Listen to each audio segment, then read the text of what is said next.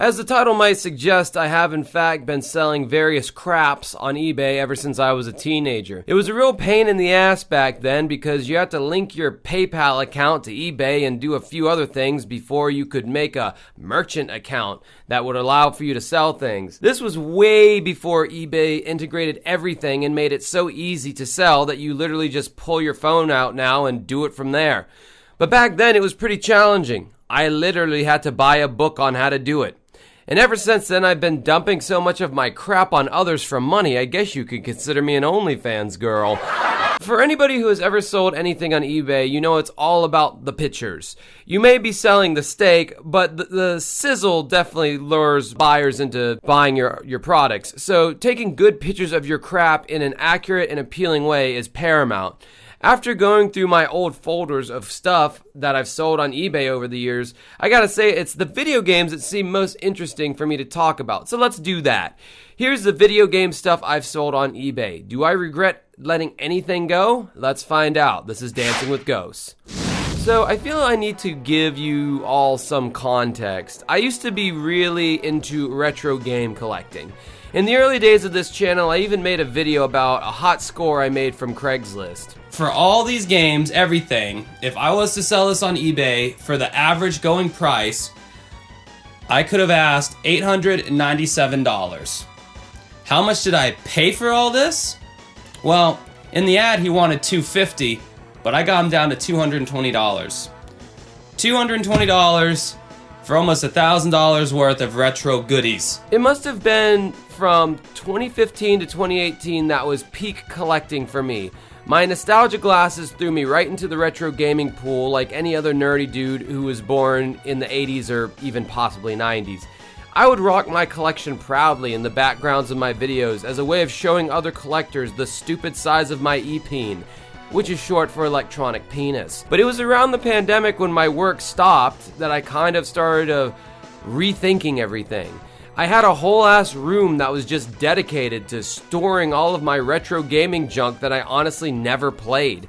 And truly coming to grips with that fact was eye-opening. Probably not as eye-opening as realizing the organization you've been raised up in as a kid was a cult, but kind of similar. Sure, I had this impressive stupid man cave that was curated and looked cool, but did I ever actually play any of these old-ass pieces of plastic? And overwhelmingly, the audience answers with a resounding no! That's the problem with retro game collecting. I get that some people want the physical analog experience, but that wasn't me. I just thought I gained some weird, stupid street cred for accumulating a lot of stuff. For why else would I need to own all of these duplicate consoles? Or, like, own Thomas the Tank Engine on Super Nintendo? So my little collecting hoarder bubble popped, and it was hard, I'm not gonna lie. I first started off selling shit I knew I wouldn't care if I lost, just to see if anyone would buy it. And boy, did they! It seemed like anything I threw up on eBay would sell almost immediately, which kind of shifted my focus from collector to seller. So let me blast through a lot of the crap that I sold on eBay, mainly in 2020. I think my biggest crown jewel to break up was my Super Nintendo collection. It was always my most prized collection to collect for, but bruh, I actively did not play 90% of these games. I mainly just stuck with the games I loved as a kid and never even popped any of these bad boys into my console. Once I was awoken to this fact, selling became easy. This particular lot may not look impressive because the first rule of eBay is sell the high ticket items individually. You never want to include a super high value item in a random lot. You'll never get the maximum price for it because people are wanting deals when they're purchasing large lots of games or anything for that matter. Though some people who don't know what they have might include a high ticket item, and all the buyers will notice this faster than a free bag of Coke in a karaoke dive bar. This is a lackluster lot, admittedly, but that's why I set all of these guys aside for individual sale. You see how I took apart the cartridge and displayed the circuit boards? If you're new to selling online, this might seem blasphemous to take apart a classic game cart like that, but true collectors actually really appreciate this. There is a serial number on the chip or circuit board that you can actually Google, and it will pretty much let you know if what you're buying is the real deal or if it's just a reproduction cartridge. These days, I really don't give a fuck if it's a repro or not. I just want to play the game, so emulation it is for me. But if you're a true collector, getting the real deal versus a reproduction cart is paramount. That's the second time in this video that I've said paramount. Will somebody please buy Joshua Thesaurus? Then there was that sweet Craigslist score I got. I divided this shit up into game libraries or however else made sense when selling in a lot. This PS2 lot is one example. There may be some gems in here now, but I price charted everything at the time, and the price I got was fair considering the games I was selling. Do I miss or even think about any one of these titles? Not in your life. I sold some bullshit random Xbox games I had that were swallowed up instantly. There were some random-ass Sega CD games in varying degrees of completeness that sold instantly. The N64 games were no match for the collector nerds, so obviously those flew off the shelf. Which, good riddance, I'm not a huge fan of this console in general. Like most things Nintendo, this lot of GameCube games disappeared like dust in the frickin' wind as soon as it was listed. Most of them coming from that sweet Craigslist deal I was able to make years prior. The OG Sega Genesis wasn't a slouch when it came to eBay, as people snatched these games up almost as fast as they did the Nintendo games.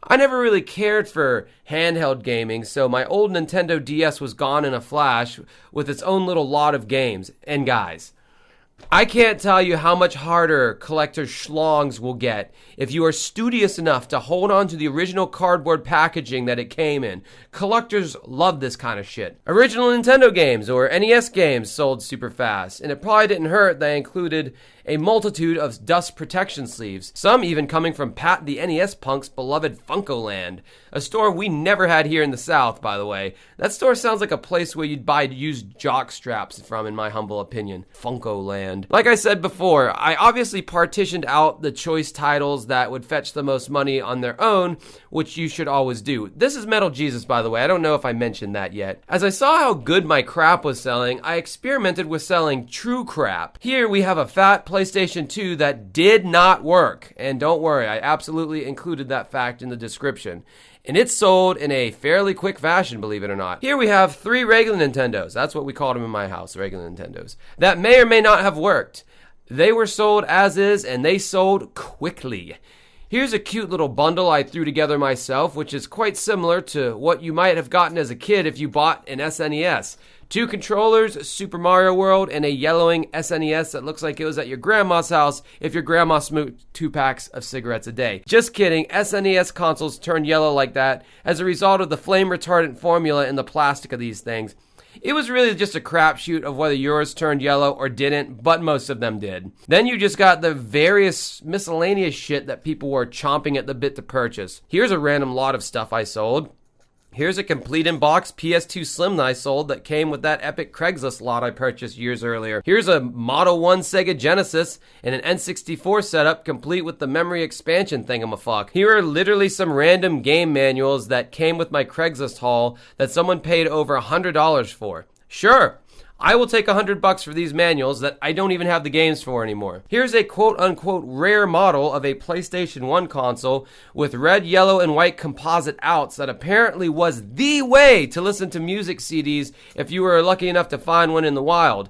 Seriously, people on message boards are saying that like this console sounded sonically better than most high-end CDs players at the time, but I don't know, your guess is as good as mine on that one. While I'm here, just a cautionary fucking tale. If you do sell something on eBay, go to your post office and ship that shit off, but get the damn tracking number. I sold a PS4 lot of games that I didn't really care for a few years ago and got way too cocky with my selling that I think I either lost the receipt or threw it away, but suffice to say, I did not provide the tracking number to the buyer. This was probably the one and only time this has ever happened. But wouldn't you know, this was the exact time that buyer claimed that they never received their package. So I had to not only refund their order, but I also lost the games, which, for all I know, was probably shipped to the dude safe and sound. He probably noticed I didn't provide a tracking number and saw his opportunity to have his cake and eat it too. I could have not refunded him, sure, but then he would have left a negative review on my eBay account, and if you know anything about eBay, you know that even one singular negative review will be enough to drive away half of your potential customer base. So I took the L, let the loser have his free games, and gave him back his money. Certain life lessons can be expensive. So that's been my experience selling games on eBay, but to answer the initial question, do I regret selling any of it? Well, yes, I do regret selling the GameCube versions of the various Resident Evil games, seeing as the remakes have turned out to not be the most faithful versions of the games. They're more like a reimagination more than anything. I regret selling Mega Man X3 and Mega Man 7 because for just nostalgia reasons. I just love this series so much. I want to own all iterations of Mega Man games in physical form, but those fucking games yielded a lot of money on eBay at the time, and still do. And I kind of regret selling some of those GameCube Legend of Zelda games, but mostly, I think I regret not giving that one dude his fucking tracking number so he was able to file a complaint with eBay and get his refund on top of some free PS4 games. Anyway, I know this is kind of a weird video for me to make, but it was fun as fuck, so I hope you enjoyed it as much as I enjoyed talking about it. Fuck that light. Until next time, have a good rest of your night. You never want to include a super high volume item. Once you fuck up once, and then it's downhill from there. You're just gonna read all the lines fucked up, and that goddamn light ain't helping.